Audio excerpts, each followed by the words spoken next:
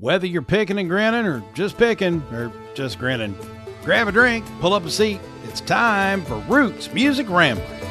Turn it up.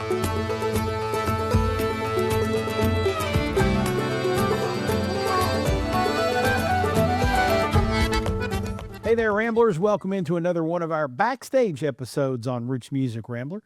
As a reminder, these Backstage episodes are generally shorter ones where either just Francesca or I interview someone we find at a show while we're out and about, while they're out and about.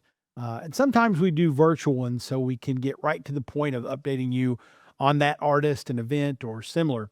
This week, I wanted to share a chat I had recently with singer-songwriter William Matheny. He's a fellow mountaineer hailing from the Morgantown area of West Virginia, where I did my graduate work. So we had some fun Morgantown insider things to chat about. But I caught up with him because last week he dropped his third studio album, and I wanted you to know more about that. Material Witness is the name of the LP.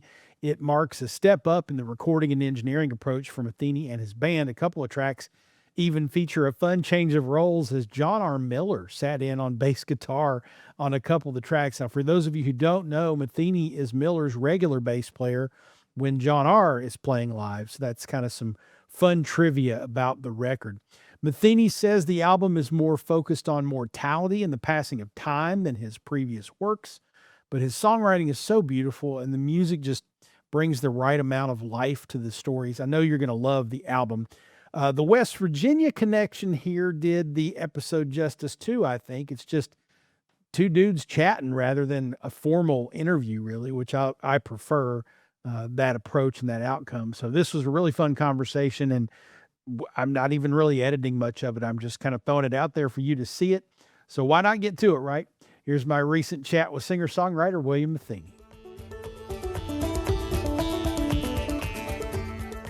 All right, so Material Witness, your third studio album. I'm a proud owner of the first two, and can't wait to get my hands on this one. So to what are you a material witness? Well, I know that's usually a crime term, but the way that I look at it is more like I'm a witness to things happening here in the material world, and then sometimes feeling like a witness to things that started happening in the past, but just kind of continue to play forward through each generation. So you have two previous albums. They're spaced out nicely, but what did you learn from or pick up from those first two albums that helped inform this one to make it better? That's kind of hard to say, but the great thing about music to me is that there isn't it's not like a video game where you beat it and then you're at the end of it. Like Mario has finally rescued the correct princess and the game's done. Uh every day you learn something new about the process, whether that's writing or working on your instrument or singing or production, just any of the facets that go into any of the facets that go into making a record. And every day you just sort of try to beat yesterday artistically. And uh I guess all of that to say is I couldn't have made a third album without having made a first and a second one. True. That's very true. So I've listened to a few of the tracks on this, and you've got some, your first couple albums I remember and I didn't listen to them freshly this week to make sure that I was speaking 100% accurately. But I remember the first two albums as being very much in the singer-songwriter, a lot of acoustic stuff, and that's typical of someone, with their first couple albums. The couple of cuts I've heard off this album are much more well-produced. They're much more, I think, mature from a sound standpoint and a soundscape sonic standpoint. And there's even some, tunes that I would call rock songs on here. So tell us a little bit about the array of music you've got on this album. Well, I've never really stressed about fitting into sort of genres or a stylistic thing. And I know this is like one of these statements that everyone loves to make. It's like, oh, listen to all kinds of music, but I do listen to all kinds of music. And really my only criteria for whether I want to perform a song live or put it on a record is just whether I enjoy it myself. And that can be in a rock and roll way or punk or indie or country music or folk or bluegrass or whatever I'm kind of feeling at the moment.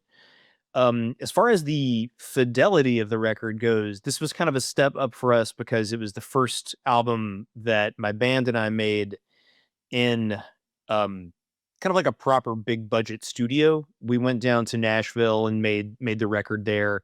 The last two we made them at my guitar player Bud Carroll's house, and Bud's a very skilled producer.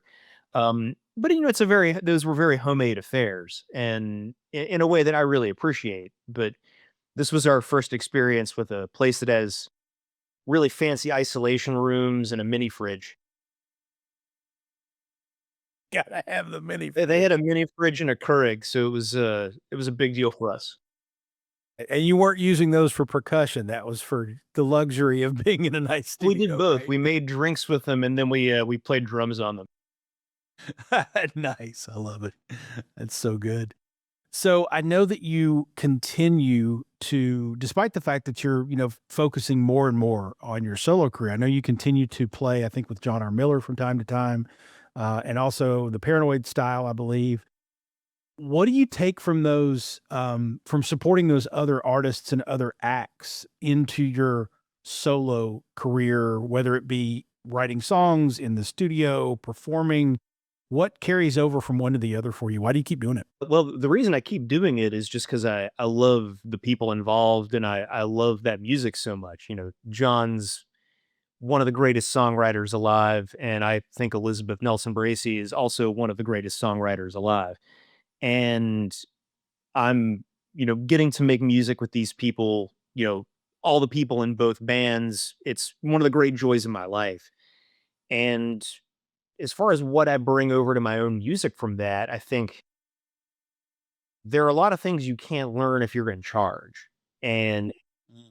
I think it's good for a front person to play in somebody else's band and vice versa. I think, if you get to sort of play a different role, it can help you out when you come back to your home base. Very nice. So I know you're from the Morgantown area in general. I'm a mountaineer as well. Were you doing Uh, the state shape? no, I was pointing at the helmet, Oh, football helmet right there. I see it. There we go. Oh yeah. Yeah, I got a little WVU in the background there. Always I'm do. surprised you're not a Marshall Um, guy. no, actually, it's funny. My family is quite divided because my cousin Brant's, who's grew up in Logan, went to Marshall and went to pharmacy school there and everything. And then I've got a couple West Virginia Wesleyan and a Fairmont State grad, but everybody else are Mountaineer fans. Okay. We're All all right. big Mountaineer Yeah. fans. And I actually am one of the handful of people in my family who's a Mountaineer fan who actually has a degree from West Virginia University. Oh, So I got my master's degree there. So what years were you in Morgantown? I was in Morgantown 1995 and 6. Okay. So I enrolled in the fall and I had like one of those 1-year programs where I was on campus for one school year. And then I had a 9-month internship that I did out in the real world.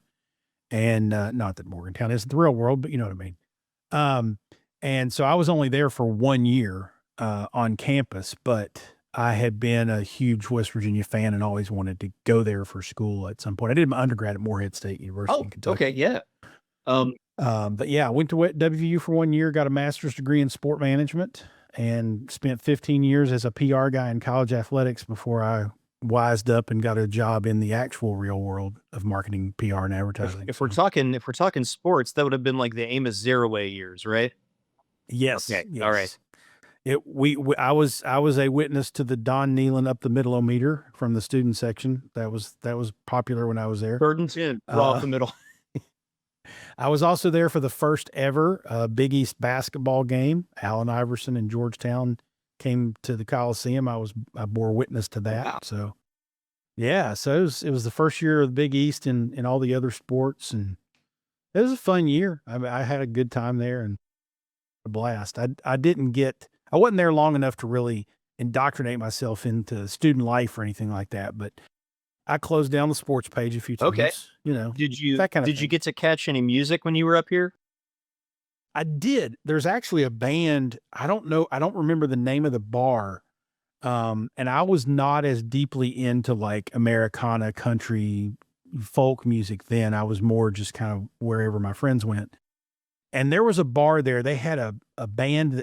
I think it was a cover band, and I think they were based out of Pittsburgh. I think the name of the band was Straight Arrow.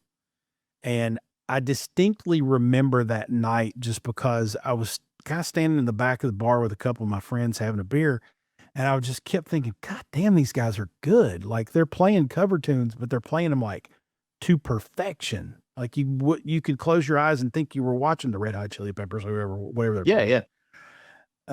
I didn't get a whole lot of singer-songwritery stuff, although I'm sure I witnessed a few, but didn't register. So just because I wasn't paying attention to music back then, I was, indoctrinated in sports, and that's all I thought about. Sure, for a while. sure. Yeah. Well, I mean, there's kind of always been a really pretty vibrant music community up here. I mean, in the way that a lot of college towns have that. It's Sure. bands will form and get a good 3 or 4 years, and then everyone graduates and moves. But it's exciting while it happens, usually. Crockett's Oh, yeah. Lodge, Star City, West Virginia. Probably one of my favorite places to get wings. Oh, yeah. Love that Yeah. place. Love Real that good place. food there. Probably about 50 of these pounds are from pitchers of beer at Crockett's Lodge. That's what's going on down there. So I'm gonna have to go over It's a there long after time this ago. interview. it's I would if I were there. I'd probably eat there 3 or 4 times a week, but that's just me. So, well, all right. So I know you grew up around the Morgantown area.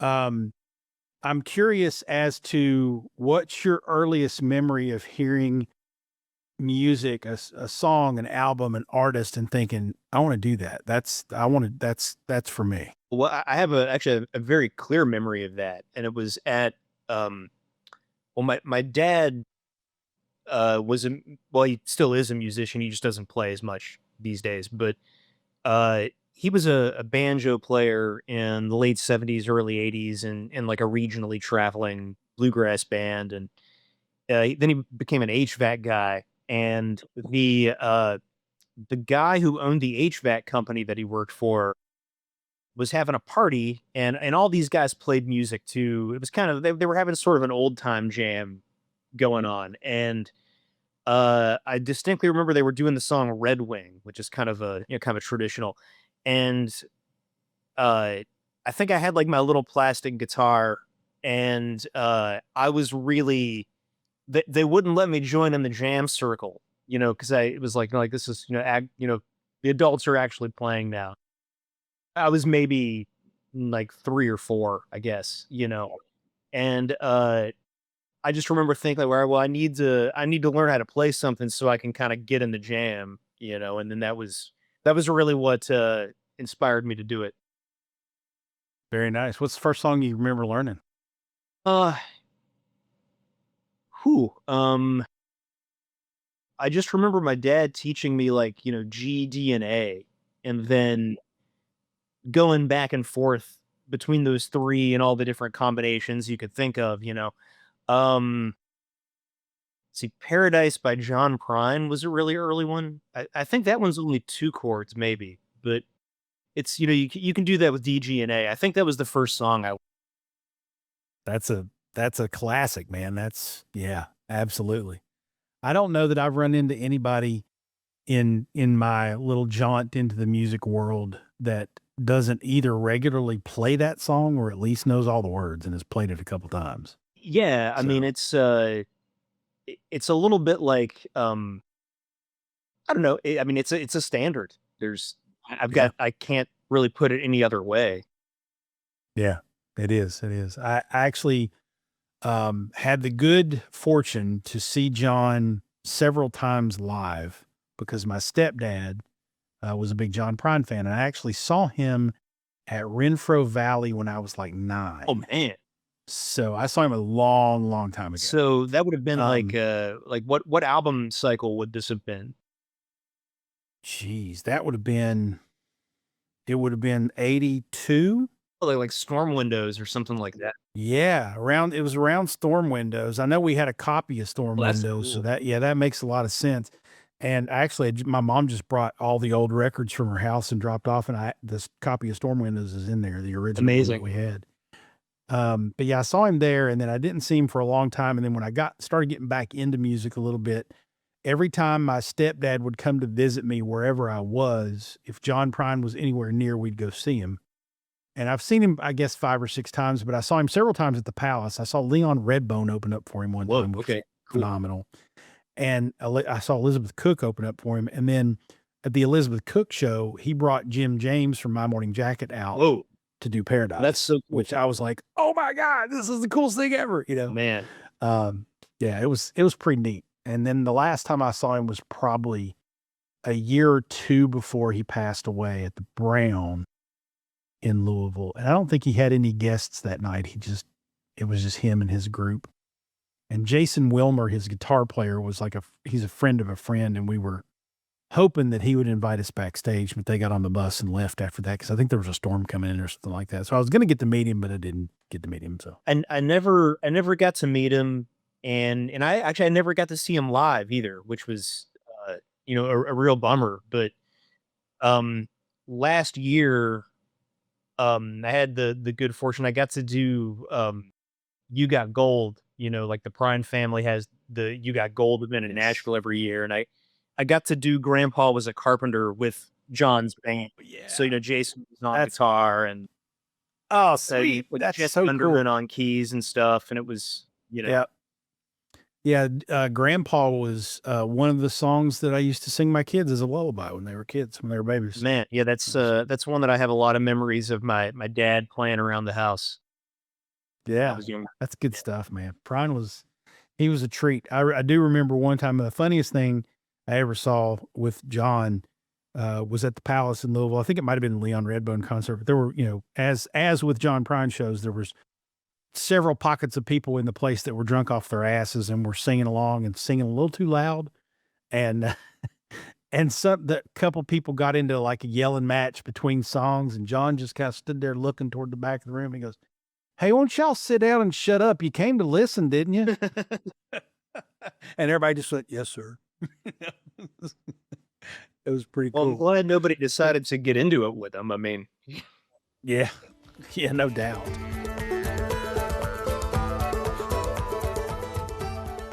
William Matheny, ladies and gentlemen. The new album again is called Material Witness. You can find it on all the streaming platforms. You can also visit williammatheny.com to get the CD or the vinyl version of the album. I have all of his albums on vinyl, by the way. Plus, you can check out tour dates to catch William and hear the songs live. That'd be a treat for you if you can catch him somewhere on the road. Of course, you can also find him playing occasionally with John R. Miller in select places where the tours don't conflict as well. We'll make sure links to all this and his social channels are in the show notes at rootsmusicrambler.com. And remember, if you're looking for a specific episode, you can always use our short URL pattern, which is rootsmusic.link/ and the person's name. So this episode will be at rootsmusic.link/ William Matheny. And William Matheny is all together as one word in the URL. We'll have another full episode coming up next week. So Frank will be back with me for a chat, a new interview, and plus we'll have, of course, our Pick and the Grinning recommendations and more next week. Roots Music Rambler is a production of Falls & Partners, copyright 2026. Our theme music is Sheepskin and Beeswax by Gentacorum. Join us online at rootsmusicrambler.com and make sure you mash that subscribe or follow button so you remember to join us for the next Hoe-Down and Throwdown. For Frank, I'm Falls, and whatever you do, kids, ramble on.